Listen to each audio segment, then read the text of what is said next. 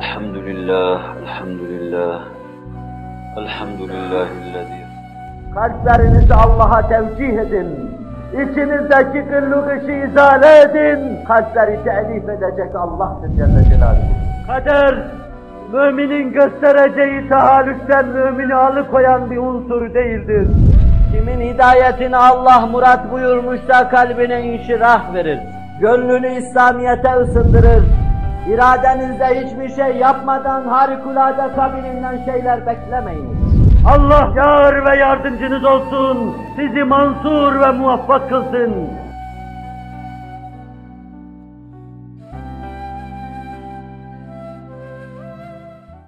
Muhterem Müslümanlar, Allah'a inanma, Allah'a güvenme, Allah'a teslim olma, Allah'ın hakkımızda olan takdirin erzadide olma, mes'ud hayat yaşamamızın büyük vesilelerinden birisidir.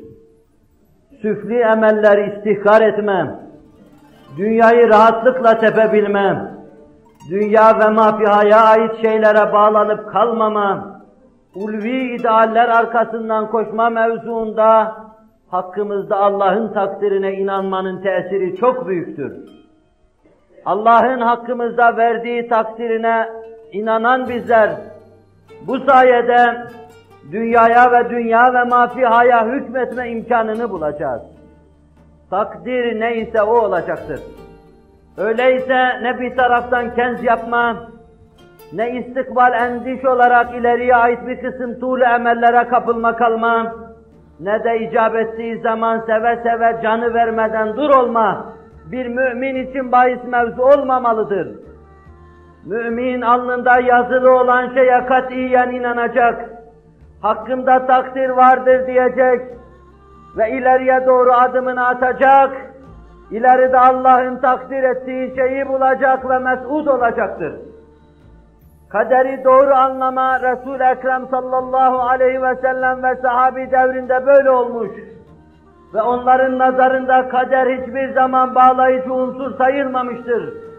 Aksine beşer dinamizmini takviye eden, harekete getiren, onu en verimli şekilde irca eden, en verimli kılan kader olmuştur. Her sahabi kaderine inanır. Kaderde neyse etme merak, nefsine uyma, Rabbin emrine bak, altından ağacın olsa zümrütten yaprak, akibet gözünü doldurur bir avuç toprak, hakikati temessül etmiş, nazarlarında bir tablo gibi mevcudiyetini onlara hissettirmiştir. Allah takdir buyurdu. Uhud'da boğazlanmayı Allah takdir buyurduysa ne güzel şey. Ne güzel şey ki benim iradem meşiyet-i ilahiyeye inzimam ediyor. Ne güzel şey ki ben irademle Allah'ın hakkında verdiği hükmü yapıyorum. Ne güzel şey ki onun yolunda ölüyorum. Nereye gidiyorsunuz? Bekari mezbuh olmaya. Sahabi kesilmek üzere sığır gibi boğazlanmaya gidiyorum derken, içi inşirah içinde Allah'ın hükmettiği şeyi infaz edeceği yere doğru gittiğine inanıyordu. Hazreti Ali radıyallahu anh hazretleri, evinden çıktığı zaman mübarek kanının yere döküleceği, 15-20 sene evvel Hazreti Ömer'in ifade ettiği tablonun tahakkuk edeceği gün, Hazreti Ali tarafından çok iyi biliniyordu. Ya Ali, yakın bir zamanda, şimdi dost gördüğün kimselerin sana sırt çevirmiş olduğunu görüyorum. İşi çok geç anlayacaksın. Vücudundan çıkan kanlarla sakalını boyadığın zaman anlayacaksın ama geçmiş olacak diyordu. O gün evden çıkarken Hazreti Ali radıyallahu anh bunu müdrik idi. Kuşlar, tavuklar, civcivler ayaklarının etrafında dolaşırken ve çocukları onları kaçırmaya çalışırken değmeyin, dokunmayın, babanızın yasını tutuyorlar diyordu. Birkaç sokak ötede de sinesine saplanacak hançeri bekliyordu. Sahabiye sorarlar, Ali katilini bilir miydi? Seni beni tanıdığı gibi tanırdı onu buyurur.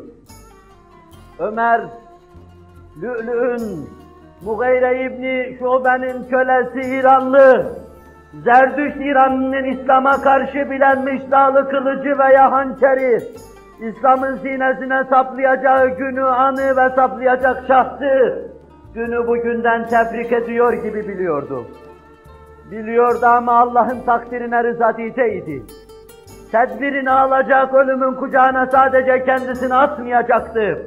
Fakat kalbi inşirah içindeydi. Kimi alırsanız alının, alınız kadere iman içinde bir inşirah, bir imbısat hasıl etmiştir. Gittiği doğru yoldan onu döndürmek, ayağına bağ olmak şöyle dursun, aksine şevkini kamçılamıştır. Son dakikalarını yaşıyor Hazreti Osman. Birkaç istintakı vardır Hazreti Osman'ın o dakikada. Hilafetten kendini mazul say.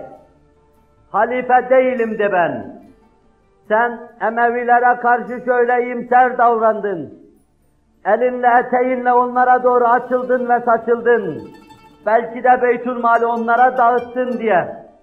Allah Resulü'nün 3. derecede çok büyük, 2 nur sahibi halifesini taan ve teşnide bulunuyorlardı.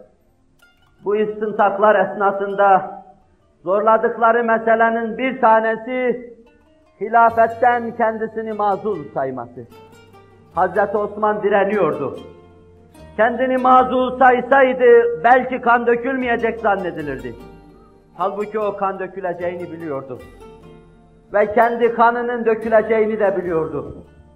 Kur'an okurken döküleceğini de biliyordu. Bir sabah güneş ufukta belirirken o da gözlerini açmış, evladı iyali yanı başında belirmişlerdi. Kur'an okumaya durmuştu, Ramazan-ı Şerif idi. Ve rivayete nazaran Allah sana yeter halinde olan ayetinin üzerine Kur'an-ı Kerim'de ayetin üzerine kanı damlarken o sureyi Bakara'yı tilavet ediyordu. Bu gece Resul-i Ekrem sallallahu aleyhi ve sellemi gördüm. Su vermemişlerdi. Ne kadar vermemişlerdi? Zeynep binti Cahş radıyallahu anh kendisine su getirirken asiler merkebin üzerinden itmiş, Allah Resulü'nün zevcesini düşürmüş, suyu dökmüşlerdi. Bu kadar vermemişlerdi.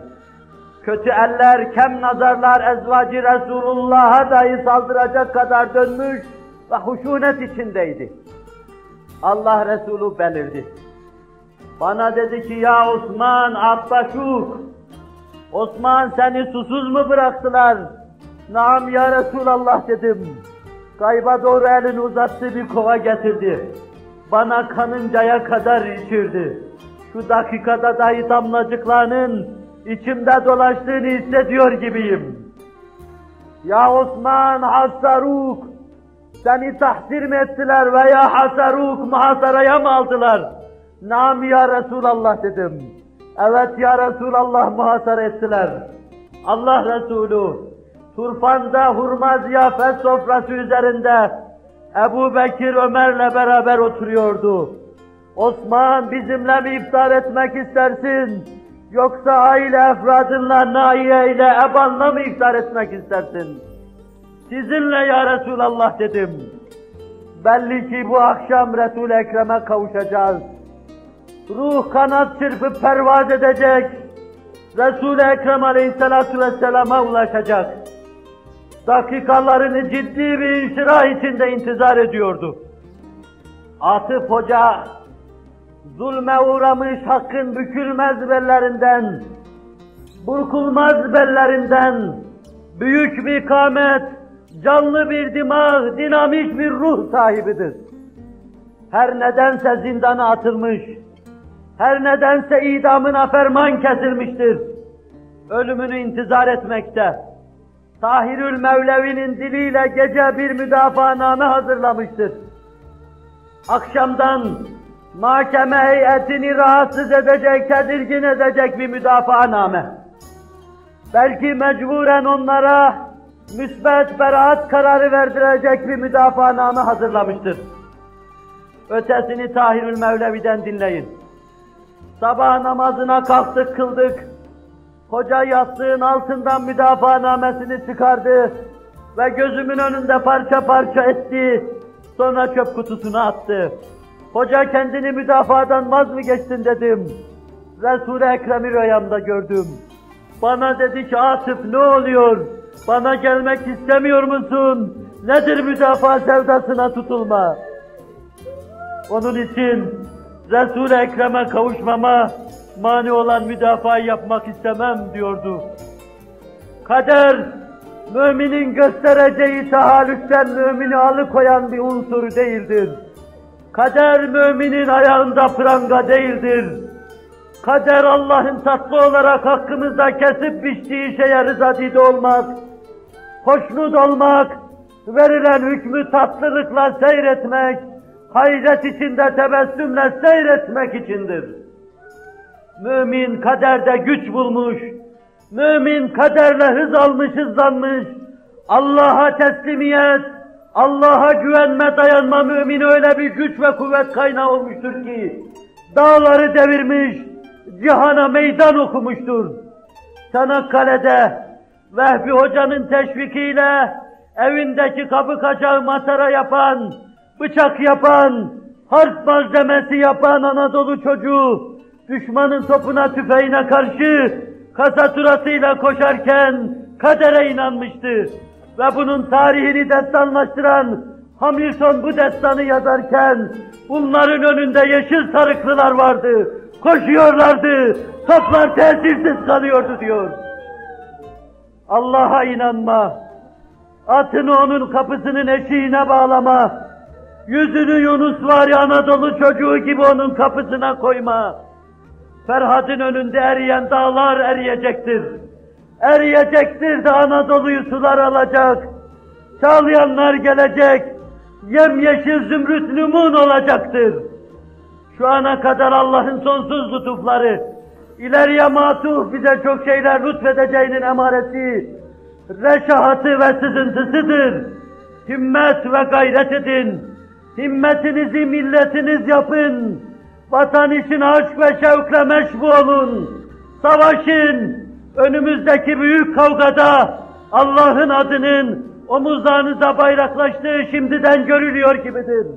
Allah bu büyük kavgada yar ve yardımcınız olsun, sizi mansur ve muvaffak kılsın. Ela inne ahsenel kelami ve ablağın nizam. Kelamullahil melikil azizil allam. Kema kâlallahu tebâreke ve teâlâ fil kelam.